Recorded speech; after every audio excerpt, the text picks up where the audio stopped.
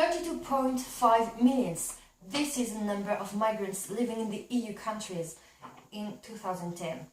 The immigration phenomenon does exist since the Middle Age. However, we do talk about a crisis since 2010, when the rate of migrants considerably increased. Now, the lives of many strangers are in the hands of the European institutions. Human rights, such as employment, accommodation, and family class have to be considered. Indeed, each member state has to deal with those points and not to let migrants in awful situations in order to respect European values.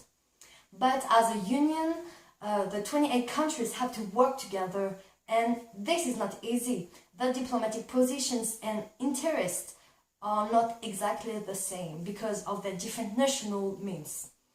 From the starting of this issue with the building of European institutions until now, the problem has always been for countries to work as a team.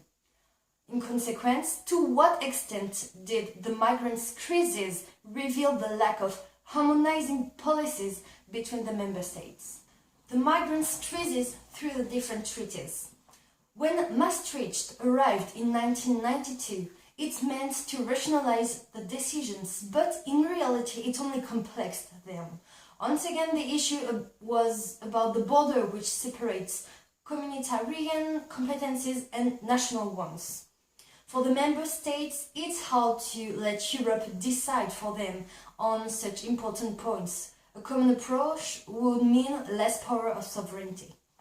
The Schengen Convention came into force in 1995. It concerned at first 7 countries, which has the advantage to form one big territory as a continuity, contrary to the EEC. By the way, their worries about immigration were almost the same. Moreover, Schengen has the advantage to be a simplified structure where ministers take decisions at unanimity. This is why countries concerned prefer the Schengen space, which has a less heavy impact on national sovereignty. The refusal of a communitarian approach. This is probably the main point of this issue. The Single European Act in 1986 could have resolved the problems of immigration, but it was initially conceived for the market and for the workers, not for immigration. Moreover, it was radically rejected through annex declarations, saying that immigration has no link with the community. By the way, the articles of the Single European Act relative to free movement cannot be applied to immigration. It means that each of the 12 countries concerned by it kept full competencies about this subject. And changes made in 1992 with the Maastricht Treaty did not have binding force. However, in 1987, a judgment of the European Court of Justice introduced a moot point. Indeed, it recognized the communitarian decision about immigration when it comes to social policies. The main goal was to harmonize the national legislations step by step.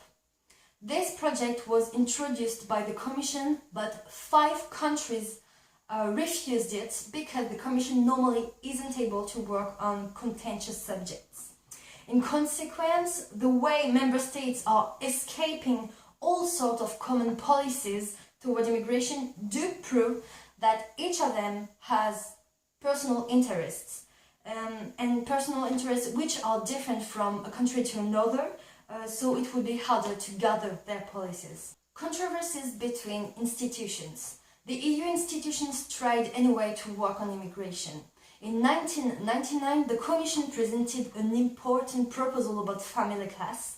Indeed, the 8th article of the European Convention of the Human Rights gives the right to get a normal family life. A debate started. The Commission had to take into account the Parliament's point of view, which made a modified proposal.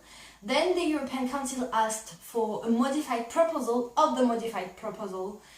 The main problem was that the Commission was in the middle of a fight between the Parliament and the European Council. Those two institutions did not have the same ideas, and the way the European Council chose to react underlines its large powers.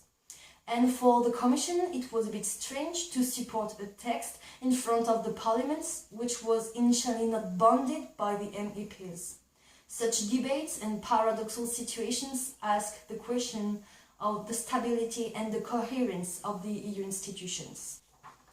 As a conclusion, the ambiguity of the EU, which is not a federal state but a simple community, creates disharmonies on how to react.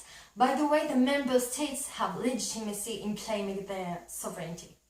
Of course, those national decisions have impact on the smallest countries of the EU, which are left out as they don't have the same national means.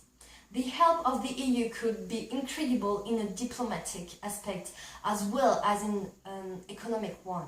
But as long as there is no agreement between countries, institutions are frozen and can't act with coherence. EU institutions' decisions are weakened and never seem completely appropriate.